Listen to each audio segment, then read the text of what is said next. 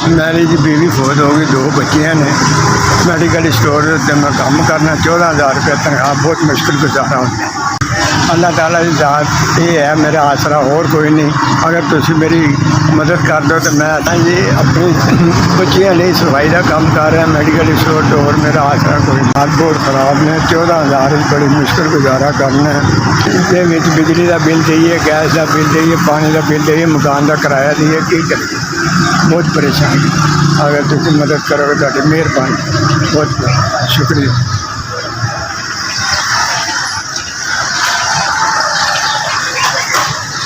एक, 2, 3, 4, 5 SVS अल्लाह ताला तुहानू तंदुरुस्ती सेहतयाबी दे, बहुत बहुत सहारा दे। तुसीं साडी इमदाद कीती है और अल्लाह ताला तुहानू खुश रखे।